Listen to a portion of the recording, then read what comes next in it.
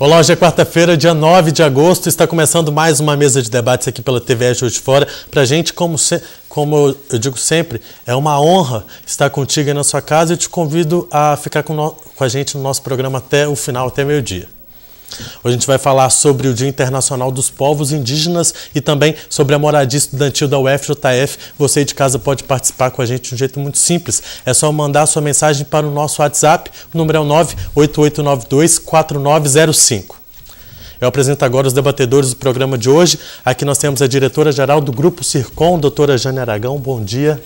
Bom dia, Caio. Bom dia, Zé Augusto. Bom dia, nossos convidados. Bom dia, telespectadores. Realmente, a gente fica muito feliz de vocês estarem aí ligados na TVE.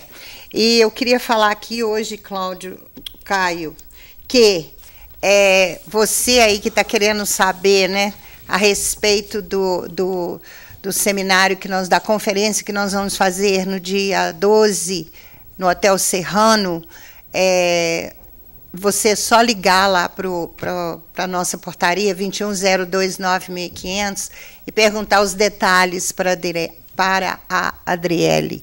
E realmente nós vamos fazer essa conferência aí, e é aquele tema, por que algumas empresas prosperam e outras não.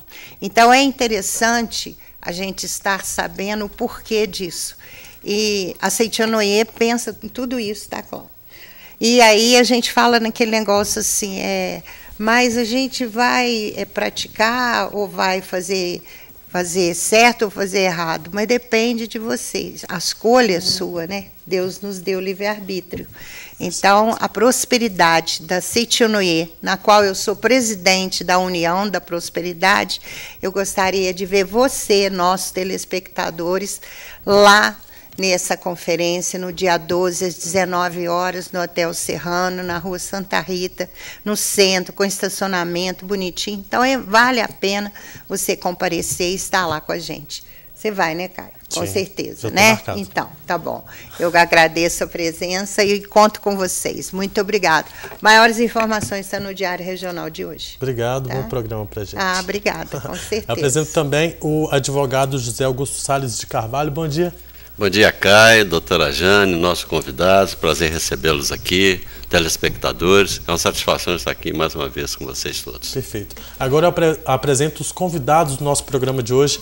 Aqui à minha direita nós recebemos a professora da UFJF e antropóloga Cristina Dias da Silva. Bom dia, é um prazer te receber. Bom dia, Caio, bom dia a todos. Fico muito feliz pelo convite, obrigada. E também o professor da Universidade, Marcos Souza Freitas. Bom dia. Bom dia a todos da mesa. É um prazer estar aqui e falar com os telespectadores um pouquinho sobre a moradia estudantil, que foi um marco dentro da universidade. Com certeza. Obrigado por ter vindo. Nada, um prazer. Você sabia que existem cerca de 370 milhões de índios no mundo? Esse número corresponde a 5% da população mundial, só que, infelizmente, essa é uma parcela da população que nem sempre tem os seus direitos garantidos na prática.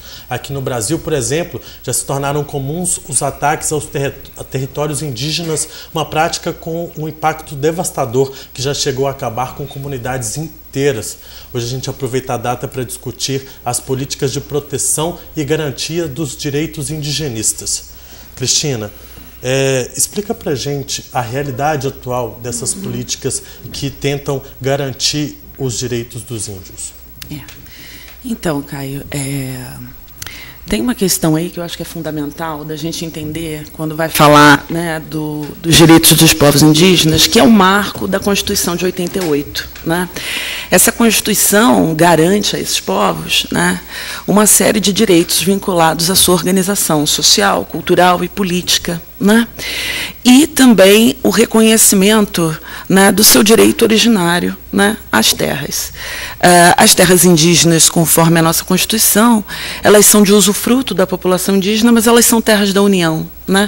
Então, a gente tem uma espécie de uma situação na qual você tem a possibilidade dessas populações se manterem dentro das suas terras indígenas, idealmente, se isso ocorresse da maneira como deveria, e que esse cenário poderia propiciar, sim, essa possibilidade de viver numa diversidade adequada, justa, interessante para um país tão diverso quanto o Brasil, né? A gente tem um bioma mega diverso, mas a gente também tem, né, uma cultura muito diversa, uma reunião realmente de muitas culturas. Mas é justamente isso que está sendo ameaçado hoje em dia, né? O que a gente vê já no governo anterior e o que a gente está vendo agora nesse atual governo é um desmonte cada vez maior, né, do sistema de proteção aos povos indígenas. Sobretudo, lembrando essa semana, que é a Semana de Mobilização Nacional Indígena no país, e a gente tem as lideranças e os povos indígenas todos mobilizados, e lembrando que a luta agora tem sido em torno justamente de que o marco temporal, né, não seja uma nova, digamos assim, um novo subterfúgio, né, para retirada de direitos indígenas. Eu falo isso porque o que está sendo trazido agora por um projeto de lei que tenta inserir um marco temporal, tá, na possibilidade de demarcação de terras indígenas. O que seria esse marco? O marco temporal é considerar que apenas as terras indígenas, ou os povos indígenas que já estavam assentados nos locais em 1988 é que teriam direito a reivindicar suas terras para si. Né? Criar um marco temporal nesse estilo, do tipo, em 88 fizemos a Constituinte, então agora temos um marco temporal. É uma maneira justamente de alijar os povos indígenas dos seus direitos originários. Né? E isso tem a ver com um debate também sobre expoliação, né, histórica dos direitos desses povos, né, de um julgamento, de um pré-julgamento extremamente precipitado, né, de um jogo político-linguístico que tem a ver com os estereótipos, da maneira como nós trabalhamos os estereótipos em relação aos índios. Então, muitas vezes, quando se fala, né, a própria diversidade cultural ela se torna um desafio nesse processo político, e o que a gente vê muitas vezes é que, infelizmente, a própria ideia de diversidade cultural ela é manejada politicamente para dificultar acesso a direitos.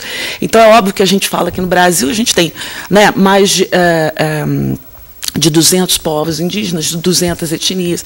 É uma situação que muitas vezes as pessoas nem reconhecem quando a gente fala pela primeira vez, né?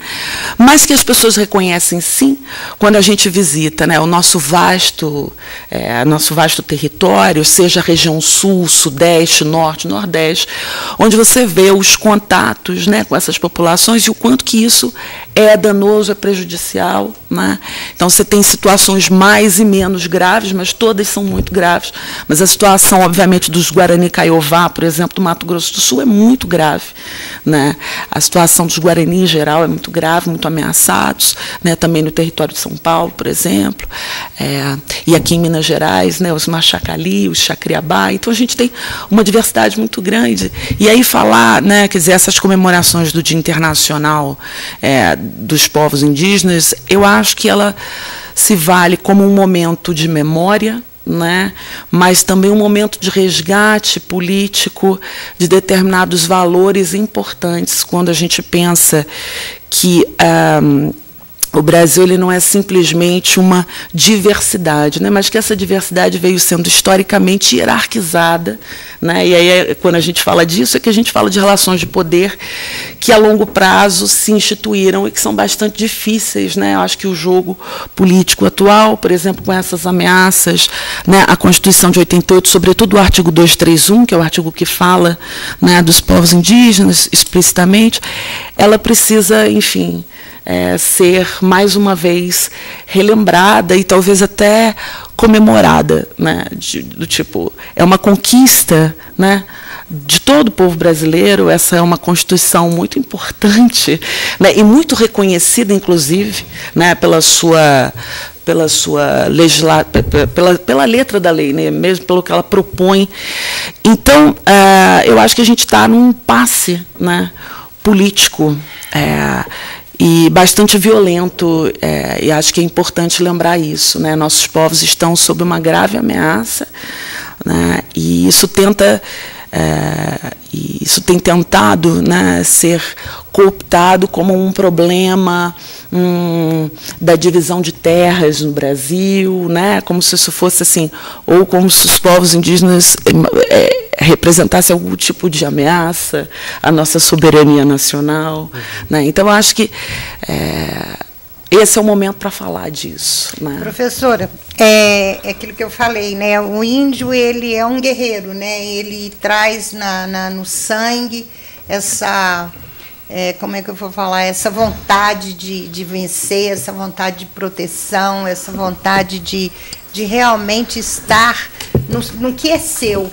Né? Não como propriedade, tipo assim, eu vou morrer, vou levar isso, né? Mas eu não sei se você concorda com isso aí, mas a gente que lê muito, vê muito sobre essa parte aí, inclusive eu te falei, né, que eu descobri que eu tenho, né, descendências, né, desse povo, e a gente respeita muito. Inclusive, eu queria falar com você, que você falasse um pouquinho dos costumes indígenas, do que eles nos deixam, do que eles nos transmitem, a nível de comida, a nível de produção da terra, a nível de fazer uma terra seca, árida, produzir alguma coisa. Eu sei que o índio faz muito isso, e ele deixou isso para os brasileiros, ensinou mesmo para os brasileiros. Né? Então, a gente queria ver com você se você podia falar mais um pouquinho sobre isso aí, que eu gosto desse tema aí da alimentação, sabe, mesmo do respeito pela terra. Sim. Né? Eu acho essa pergunta fundamental, né? Ela tem várias maneiras de ser respondida, mas uma delas, eu acho que é um exemplo bastante comum a todos nós, né? É que a gente tem uma alimentação baseada, né, na mandioca, na farinha de mandioca. Ela é realmente um alimento que está presente em todas as regiões brasileiras, né? Não é necessariamente o arroz e o feijão, como a gente costuma pensar, né? Mas a mandioca, sim, a mandioca está presente na nossa alimentação de várias formas. E a farinha, né, é esse universo onde a gente, inclusive, elabora nossos pratos mais tradicionais, como a ideia da farofa, né? Tem uma farofa para cada família, tem uma farofa para cada, né, tem uma receita diferente. Então, isso é a nossa tradição, digamos assim, né? Valorizar uma ideia, né, passada que veio para nós. Mas existe um presente, né? E esse presente é o presente onde esses povos estão aí, por exemplo, na luta por um reconhecimento político, mas também por um reconhecimento do caráter muito mais do que ancestral, né, mas do caráter inteligente e perspicaz com que eles produzem os seus conhecimentos sobre a terra, né, sobre o plantio. E aí sim, existe um desperdício enorme da nossa parte, da sociedade brasileira, né, em falhar nesse diálogo, né, com os povos indígenas. E os conhecimentos são diversificados, né? Então, a gente pode falar de costumes indígenas, mas isso sempre vai ser insuficiente, porque, na verdade, é isso. A gente está lidando com uma diversidade intensa.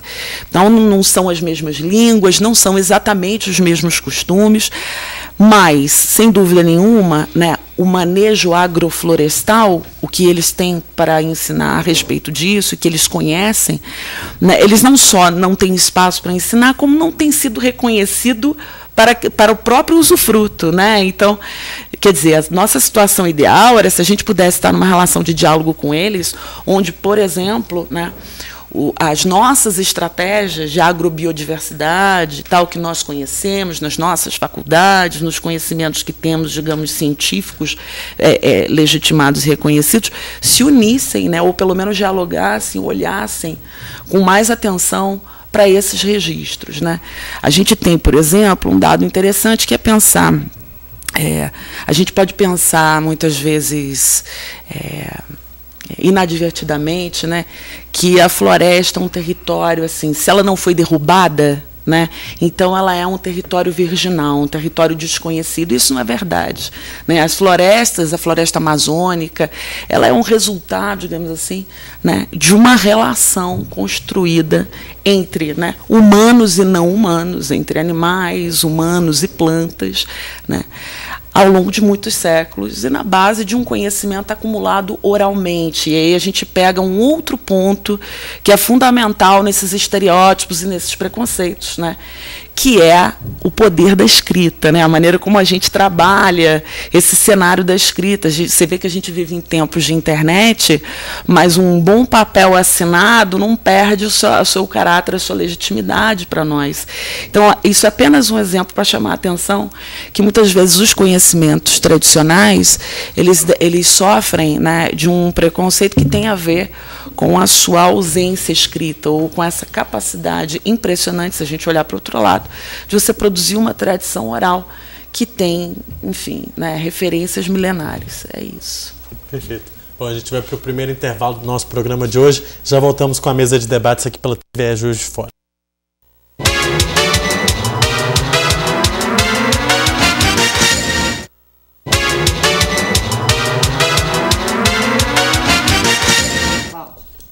Estamos de volta com a mesa de debates aqui pela TV Juiz de Fora. Zé, gostaria de fazer uma pergunta? Gostaria. O professor Cristino, você traçou um perfil do cenário, né, político e econômico, né, de proteção ao indígena.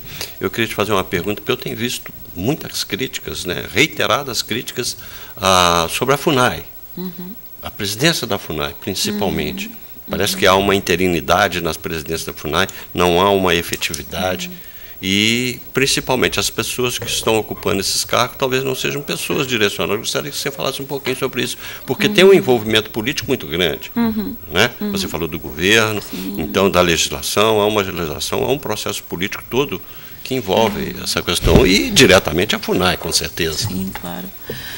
A Fundação Nacional do Índio, ela foi, quer dizer, ela já passou um processo grande, né? Um processo histórico grande, desde a década de 60, quando ela recebeu esse nome atual, e ela tem como missão, né, a proteção e garantia dos direitos constitucionais e fundamentais dos povos indígenas.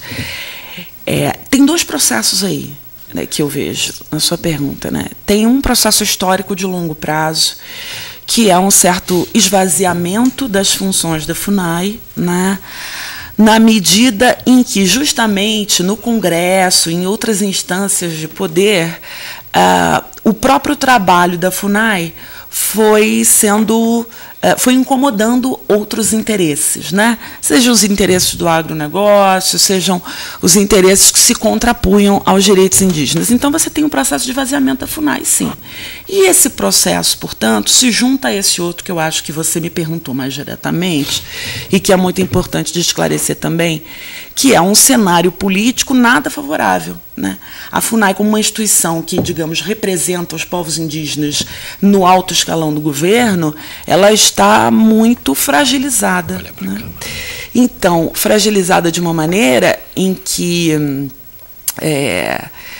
eles estão sem poder de atuação. E eu acho que essas presidências, né, como você colocou, quer dizer, essa questão de uma eterna interinidade, de uma alta rotatividade, que parece algo assim conjunturalmente fracassado, mas que, na verdade, faz parte de uma estrutura, né, me parece, digamos assim, o resultado meio que processual, mas não natural, né, o resultado desse processo histórico de esvaziamento.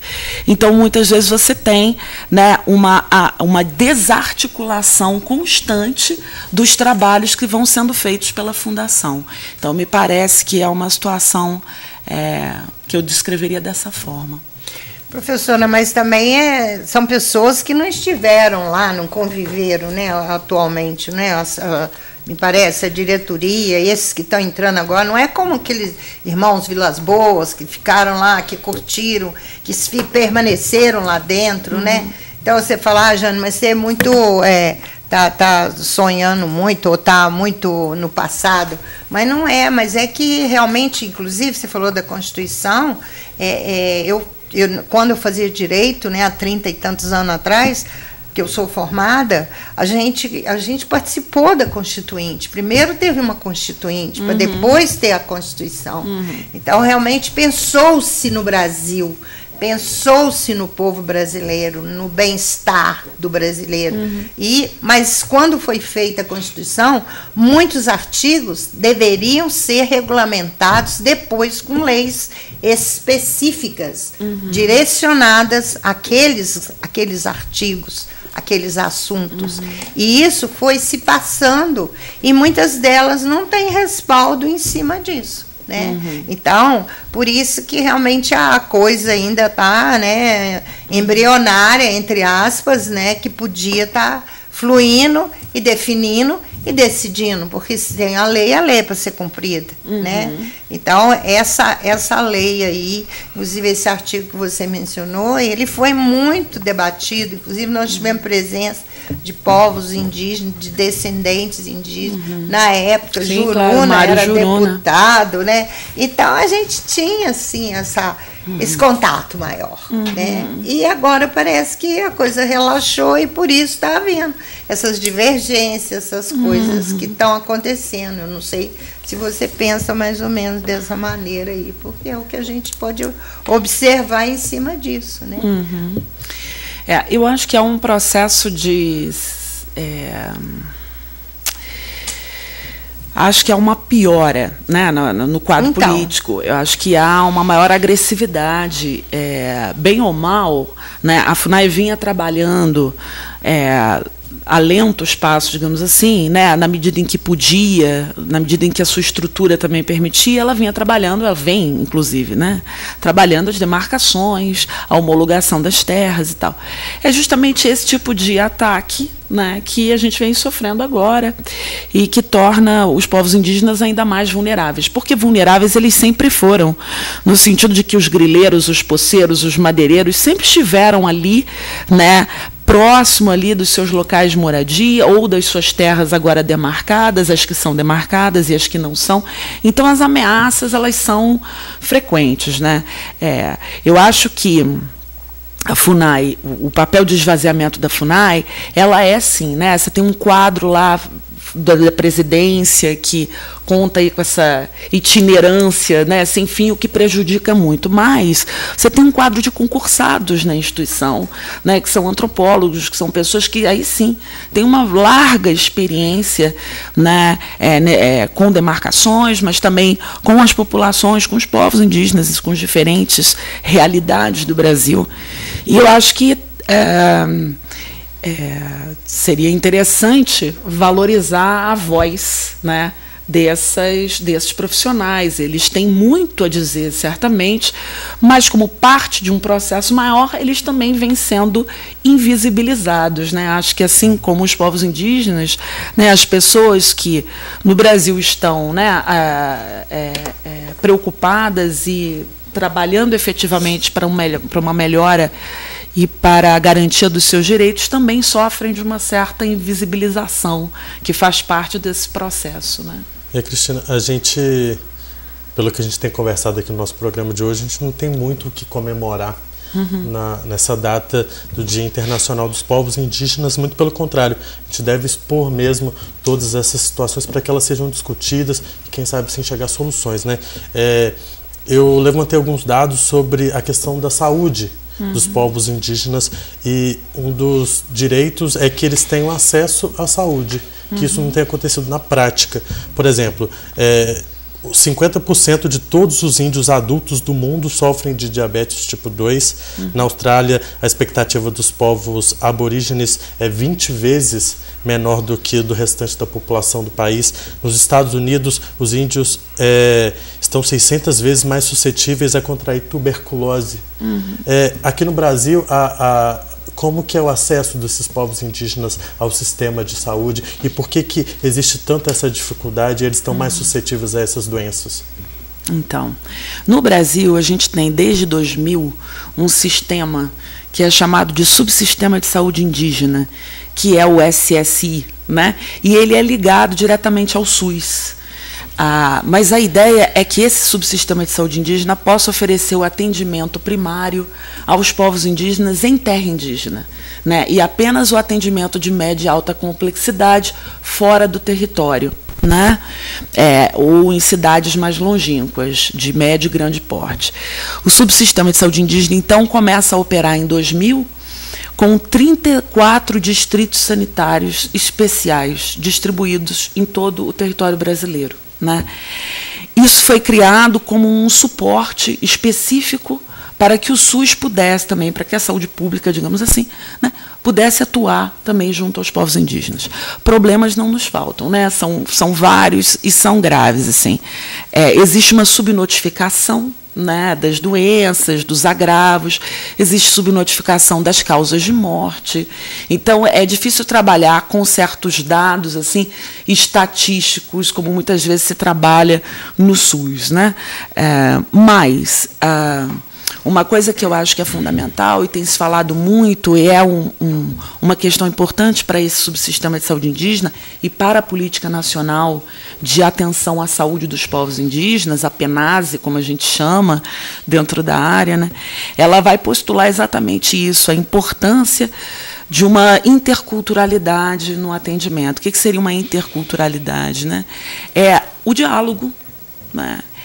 Entre diferenças que são palpáveis na hora do atendimento. Né? Na hora que você tem um paciente acamado, né? E esse paciente indígena acamado sente fortes dores, por exemplo, na coluna, porque ele está na cama e não numa rede, você começa a ver um cenário que ele é tanto do ponto de vista, né, da oferta de verbas, que você pode dizer que é ruim, mas ele também é ruim nessa micropolítica do cotidiano, né, onde você vai ter um cenário na qual o sujeito não se pensa como um indivíduo apartado do mundo, né, então ele se interna junto com a família, né, ele leva os filhos ao hospital. Você tem um cenário muito diferente na construção, né, dessa pertença ou da maneira como os sujeitos vivem a experiência, por exemplo, de estar internado no hospital. Né? Então, essas discussões elas estão todas integradas. Né? Existe a gravidade da vulnerabilidade do meio ambiente, ou seja, se eles estão expostos, né, à violência, né? Quer dizer, a gente está falando de saúde, mas a violência mata muitos índios no Brasil. Né? Então, o cenário ele é amplo, diverso e complexo, assim, por essas razões que eu falei. Mas essa iniciativa do subsistema talvez tenha sido, sem sombra de dúvida, comparando com as políticas de saúde que já existem aos povos indígenas no século XX, foi, digamos assim, a iniciativa mais estruturada e que se seguiu justamente a Constituição de 88 ao SUS. E temos, então, o subsistema de saúde indígena, né? Professora, mas a gente vê que quando você quer, né, trazer o índio para as comunidades, né, ele ficou mais doente por causa do contato com o ser humano, né, que as doenças, por exemplo, nunca se ouviu falar que um índio da tribo de 1900 teve tuberculose. O vírus da tuberculose não entrou lá, né, assim de graça. Foi levado realmente pelo homem branco, né, no caso, né? Sim. Então, eu vejo assim essas doenças que o índio hoje, porque naquela época o índio tinha toda a cura em suas árvores, em suas raízes, em suas árvores, ele tinha a cura para tudo, né? A gente sabe disso porque é aquilo que eu te falei, né, das primas lá, do meu pai, do meu avô lá. Sim. Então, mais do meu avô, da minha tia. Então, realmente, a gente vê que eles tinham os chá deles. Ele falava, isso assim, toma esse chá. Isso assim, toma aquele chá. O índio vivia a vida inteira, se ele não fosse morto, né? Então, tudo isso aí foi uma causa para realmente, aquilo que você falou anteriormente, para diminuir a população indígena. Porque o índio foi dono da terra, foi o primeiro dono da terra no mundo, né? Para tudo quanto é lado. O índio, nos Estados Unidos, dizimavam-se índio como se estivesse matando um bicho, animal, o que for, né? Sim. Então, a gente sente isso. Mas, mesmo assim, o índio sobreviveu, né? Sim, sim. Entendeu? A duras penas. É o que a gente chama de resiliência, né? Isso. Então, a resiliência dos povos indígenas é realmente um assunto notável. Mas acho importante dizer... Eu queria falar, só completar, claro. Fazer também uma provocação, porque existe uma concepção, talvez social, né, de índio como uma coisa não humana, né, à parte. Né, e, na verdade... mais brasileiro do que nós, inclusive. Isso aí, estão aqui há mais tempo do que, né, essa civilização que se impôs depois, né, do descobrimento do Brasil, né? Mas eu penso, e já ouvi coisas assim que eu acho que seriam interessantes de abordar, né? Como é que pode, né, o índio estar numa universidade, o índio ter celular, o índio, porque a percepção que se tem sobre os povos indígenas é que ele tem que viver necessariamente excluído, de uma forma primitiva, excluído dos avanços tecnológicos, de saúde. Não, e no mundo, né, dele, né? E, o mundo exatamente. Criado por ele lá, né? E aí eu queria que falasse um pouquinho sobre isso, porque essa concepção do índio dentro da mata me parece uma coisa sustentável hoje, Sim. inclusive uma outra agressão aos povos indígenas, não abrindo para eles os direitos que todos temos como cidadão brasileiro. Exatamente. Inclusive ter que criar um plano especial, um subsistema dentro do SUS, que já tem uma dificuldade em que pese ter sido um avanço, né, ainda é um tratamento diferenciado e excludente. Porque deveria, sim, entender a cultura indígena, respeitar a cultura indígena e criar mecanismos, né, respeitando essa diferença de atendimento, por exemplo, dentro da área de saúde. Né, eu queria que falasse só um pouquinho sobre essa percepção equivocada mesmo que se tem. Sim, né? claro. Eu agradeço essa pergunta, também é muito interessante. Todas as que vocês fizeram, eu vou tentar responder unindo, né? Bom, certamente, uma coisa, e isso foi uma coisa que apareceu muito na minha tese, uma coisa é a gente pensar num subsistema diferenciado que possa atender diferenças, que possa ter mais liberdade institucional e um preparo técnico, profissional, para pensar diferenças culturais profundas. Outra coisa é realmente a gente criar um sistema excludente.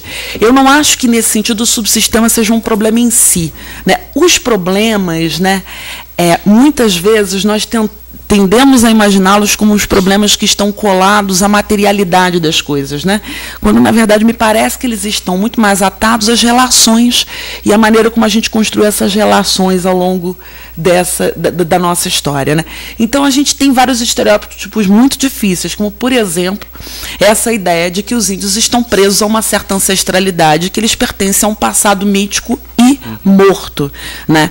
Eu sempre dou esse exemplo nas aulas de antropologia, né? Tentando pensar que, bom, nenhuma sociedade é como era há 200, há 300, 400 anos atrás, né?